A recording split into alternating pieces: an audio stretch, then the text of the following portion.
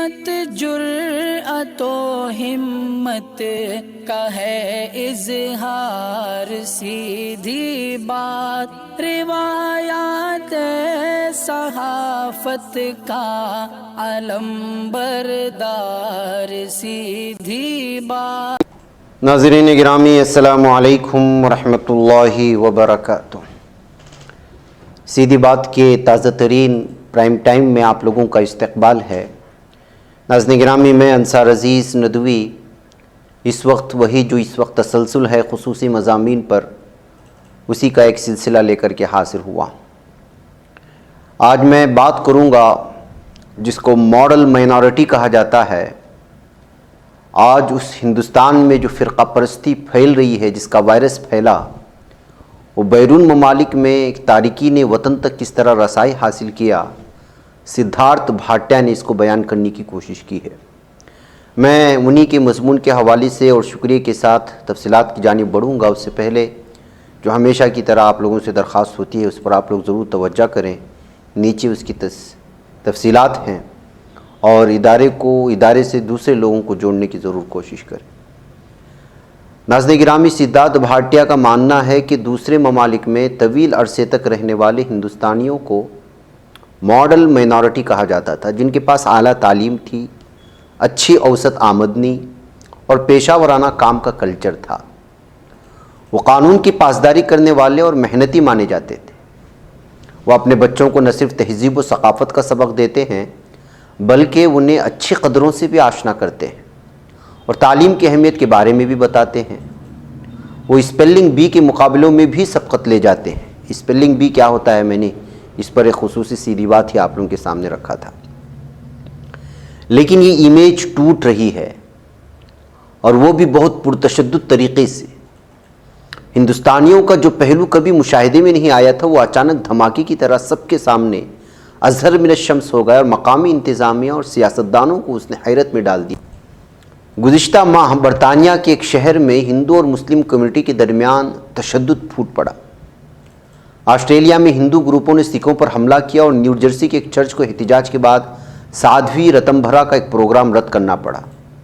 اسی ریاست میں مقامی ہندوستانی برادریوں کی طرف سے یوگی آدتیہ ناتھ اور نریندر مودی کے پوسٹروں سے مزین بلڈوزر کے ساتھ مارچ کی مقامی سیاستدانوں نے شدید مذمت کی۔ مذمت کرنے والوں میں 2 سینیٹر بھی شامل تھے۔ تشدد نے مقامی لوگوں کو ہلا کر کے رکھ دیا۔ ان کا ماننا تھا کہ ہمیشہ سے ایک پرامن شہر تھا، جس میں ہندو اور مسلمان ایک ساتھ مل جل کر رہتے تھے۔ مقامی رکن پارلیمنٹ کلاڈیا ویب نے اس طرح کے واقعات کو دوسری جگہوں پر پھیلنے کی وارننگ دیتے ہوئے تکمیلی تلبینہ، طاقت، صحت اور شفا کے لیے سنت اور طب نبوی کا بہترین نسخہ۔ اپنی طاقت و صحت کو بڑھانے اور ہمیشہ باقی رکھنے کے لیے ہر روز صبح ناشتے میں خود بھی استعمال کریں اور اپنے گھر والوں کو بھی استعمال کرائیں۔ اسی طرح آپ اپنے علاقے میں تکمیلی تلبینہ کا بزنس کر کے ہر مہینے 15 سے 25 ہزار روپے تک آسانی سے کما سکتے ہیں۔ مزید جانکاری حاصل کرنے کے لیے ابھی کال کریں 9890963757۔ تکمیلی food products private limited, Malegaon, India. اس کا الزام ایسے عناصر پر لگایا جو انگلینڈ میں سر اٹھا رہی دائیں بازو کے نظریات اور انتہا پسندی سے متاثر ہیں۔ شدت پسند ہندوتوا پر مرکوز ہندوستانی سیاست نے تارکین وطن کا ایک گروپ، جس کو ڈائسپورا کہا جاتا ہے، اس کو بھی متاثر کیا۔ مقامی NRI میں ہمیشہ سے برادری اور مذہبی اختلافات موجود رہے ہیں، لیکن یہ کبھی بھی اتنے شدید نہیں تھے کہ عوامی تشدد کا سبب بن جائے۔ دائیں بازو کے ہندو گروپ اب ہر ملک میں موجود ہیں، جو ہندوستانی تنظیموں کی برسوں سے کی جا رہی برین واشنگ کا نتیجہ ہے۔ ان اداروں کو ہندوستانی ثقافت کی تشہیر کے نام پر مقامی فنڈنگ ملتی ہے۔ NRI اکثر ہندوستان کے ساتھ اپنے تعلقات کو برقرار رکھنا چاہتے ہیں، اور اپنے بچوں کو رقص و موسیقی کی کلاسوں میں بھیجنے میں خوشی محسوس کرتے ہیں، جہاں مذہبی تعلیم بھی ملتی ہے، جو جلد ہی نظریاتی صورت اختیار کر لیتی ہے۔ اس میں سوشل میڈیا کو شامل کر دیجئے، جو نفرت انگیز پیغامات اور جعلی خبریں یعنی فیک نیوز سے بھرا ہوا ہے، جس کو ہم اپنے ملک میں دیکھتے ہیں، وہی دور دور تک رہنے والی ہندوستانی کمیونٹی تک پہنچتا ہے، اور اس میں کوئی شک نہیں کہ ان کے حساب سے ڈھالا جاتا ہے۔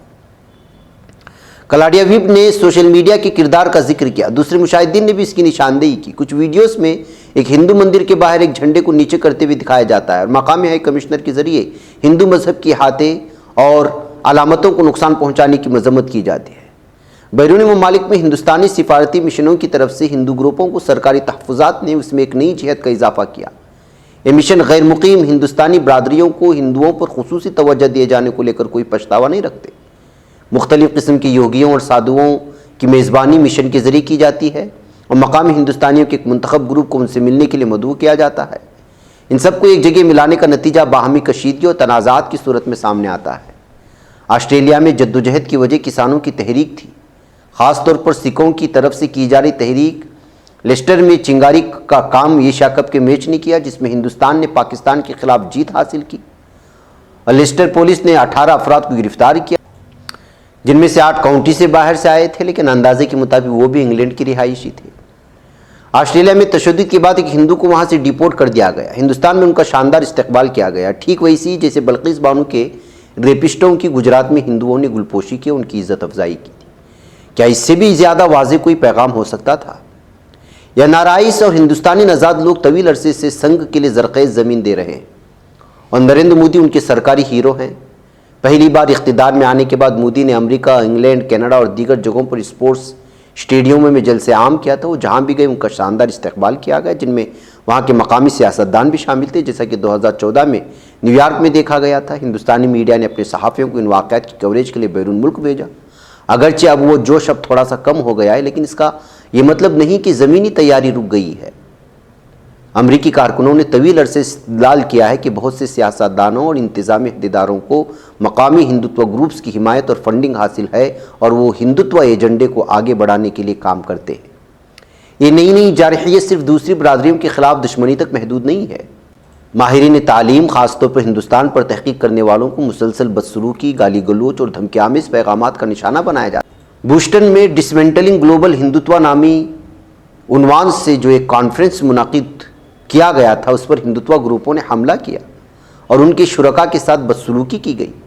آسٹریلیا میں 13 ماہرین تعلیم نے ہندوستانی ہائی کمیشن کی مداخلت کے خلاف احتجاجاً آسٹریلیا انڈیا انسٹیٹیوٹ سے استعفیٰ دے دیا۔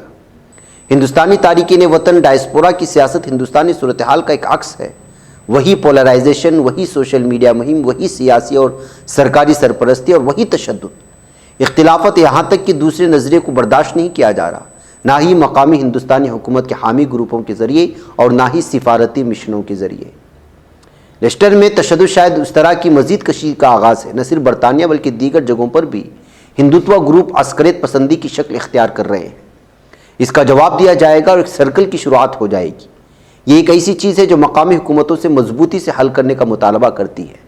اسے کثیر الثقافتی کے نرم رویہ یا برادری کے بزرگوں سے اپیل کرنے سے حل نہیں کیا جا سکتا، انہیں اس بارے میں خبردار کیا گیا ہے۔ تو ناظرین گرامی، خلاصہ کلام یہی ہے کہ جس طرح سے مختلف موضوعات کو لے کر کے یا جو کچھ یہاں پر کرائم ہوتے ہیں ایک مخصوص کمیونٹی کے خلاف، اس کو لے کر کے انٹرنیشنل سطح پر بھارت کی جہاں بدنامی ہوئی، اسی طرح کی بدنامی اس وقت جو ہندو مسلمانوں کے اٹیکس ہو رہے ہیں ایک دوسرے پر، مختلف جگہوں پر الگ الگ طرح کے بہانے بنا کر کے، اس کی وجہ سے بھی بھارت کا وہ شبیہ جو پہلے تھا وہ اس وقت جو ہے انٹرنیشنل سطح پر اس پر اثر ہو رہا ہے اور بدنام ہو رہا ہے۔ اس طرح کے الگ الگ رپورٹس آپ نے دی۔ باقاعدہ ناظرین گرامی، ساری تفصیلات آپ کے سامنے آ گئی، مجھے اجازت دیں۔ السلام علیکم ورحمۃ اللہ وبرکاتہ۔ نہیں بچ پاتا ہے کوئی صحافی کی نگاہوں سے، ملاتا ہے یہ لوگوں کو محبت کی پناہوں سے، کرم اور درد مندی کا ہے ایک سنسار، سیدھی بات عظیمت جرأت و ہمت کا ہے اظہار، سیدھی بات عظیمت جرأت و ہمت کا ہے اظہار، سیدھی بات۔ یہ چینل حق نگر بن کر کچل دیتا ہے فتنوں کو،